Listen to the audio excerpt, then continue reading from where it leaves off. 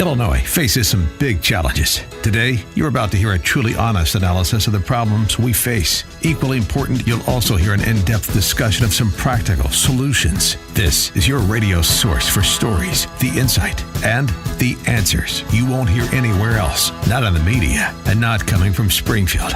You're listening to Illinois Rising, presented by the Illinois Opportunity Project. Now, here's your host, AM 560's Dan Proft. Welcome to another edition of Illinois Rising. I'm Dan Proft, co-host of Chicago's Morning Answer with Amy Jacobson, weekdays 5 to 9 a.m. on AM 560. And joining me on this edition is Brian Timpone, who's the founder and CEO of Local Labs, which is a content provision service provider, right? Something like that. All right, that's close enough. Murky, nebulous. Yes. And this story out this week from our friends at Wirepoints, Brian. Wirepoints.com. Illinois in 2017 lost $10 billion in revenue.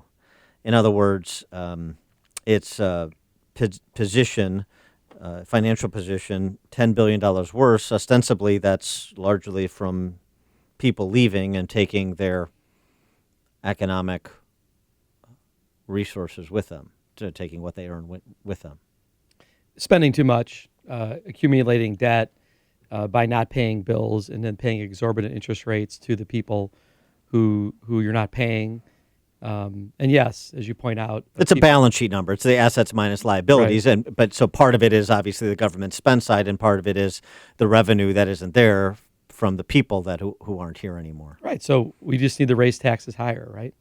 Well, let's put that question to Mark Glennon, who is the founder of Wirepoints, wirepoints.com. Mark, thanks for joining us. Appreciate it. Hey, Dan. Brian, how are you? Good. So kind of give us your distillation of some of the numbers that you reviewed and compiled and presented at wirepoints.com that tell the story of Illinois' financial position. Sure.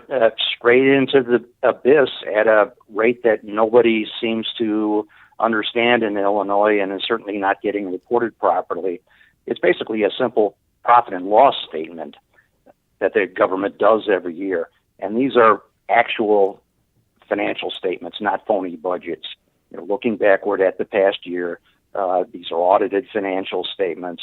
It includes everything, not just cash, but accumulated liabilities and things that aren't getting paid, including pensions and unpaid bills and such.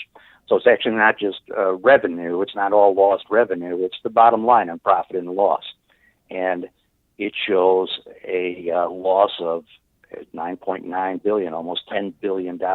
And that's a huge number, obviously. And that's despite a pretty good year in the market when it comes to things like pension funds. You had a 12% annualized return in the market, and yet we're still, as you say, spiraling into the abyss.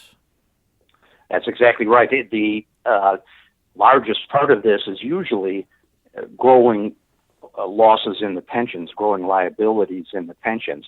And we had a outsized year in 2017, almost double the assumed rate of return. So that was able to keep the pensions even, but the state still lost almost $10 billion.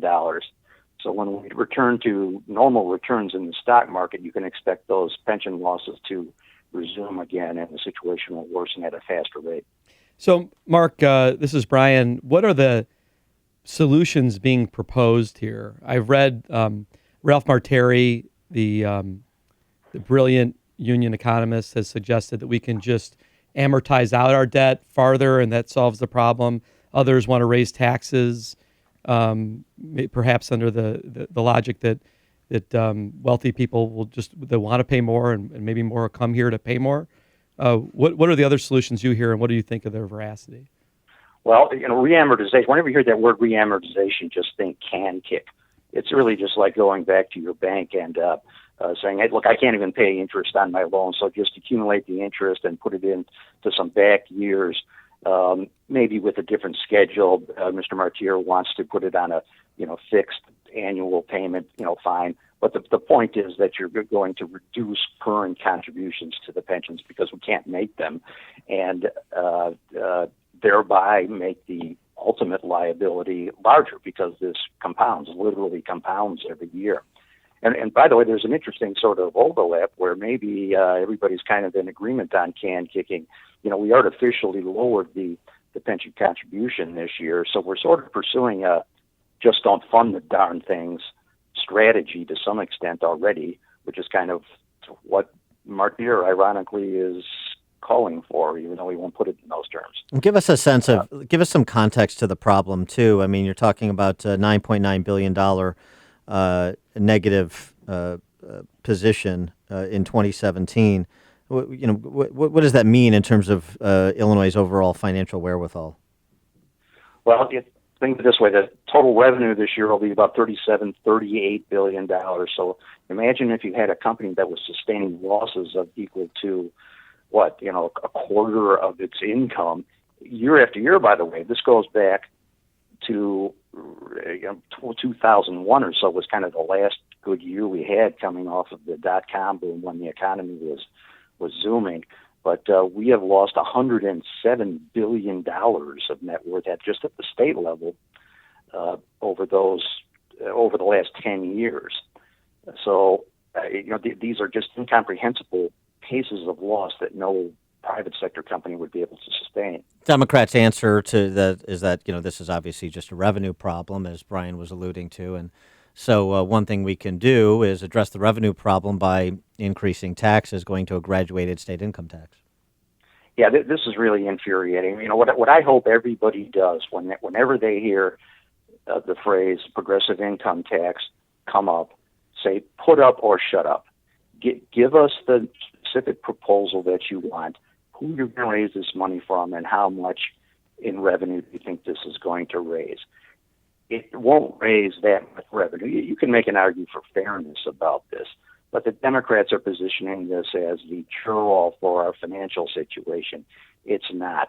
Now, to the extent they've ever gotten specific, there's been some proposals for, hammering the top 10% of taxpayers, giving everybody else a break. Pritzker has said he wants to give the middle class a tax cut, actually, in this. Well, if you take the top 10 taxpayers, there's only 480,000 households in the top 10% in Illinois.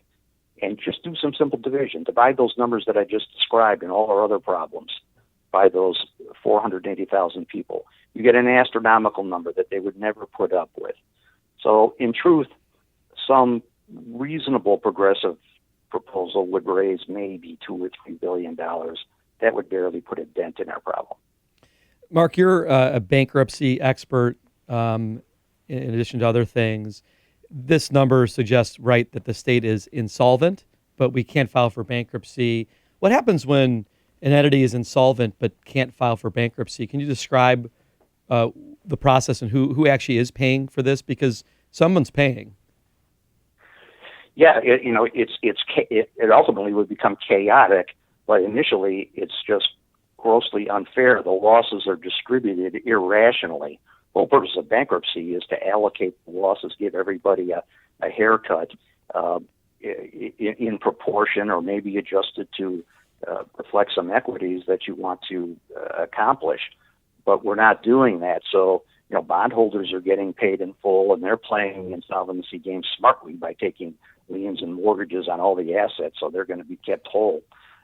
But ultimately, one of the big losers are going to be pensioners themselves, because this is going to shift into a story of greed and excess for many into a story of dire hardship for some that have smaller pensions.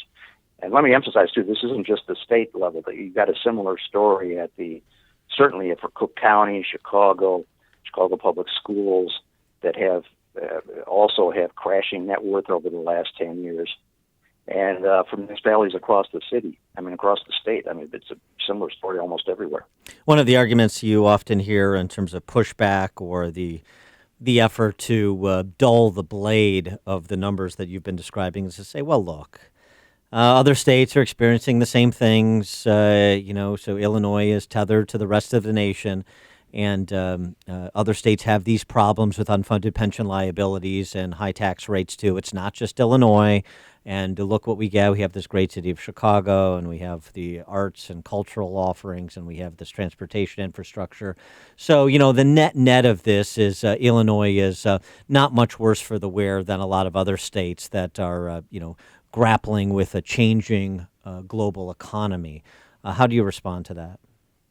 It's just not true. We are the outlier. Connecticut and New Jersey are in the same ballpark, but they are desperate as well. That's no precedent that should give us any comfort. And despite those wonderful assets that are out there, there remains the question of how can you tax them, or how do they get used to fix this problem? We've had those assets for all these years when we've been sustaining these losses. They haven't helped. People are already leaving the state because of high tax rates. It's only going to worsen. And anecdotally, by the way, the evidence of people fleeing is getting much, much worse, I think, especially among high-income taxpayers. He is Mark Glennon. He is the founder of Wirepoints, wirepoints.com. You want to check out the latest offering from him and a colleague, John Klingler, regarding the financial statements and what they tell us about Illinois' new net position and trajectory. Mark Glennon, thanks so much for joining us. Appreciate it. Thank you, guys. Take care.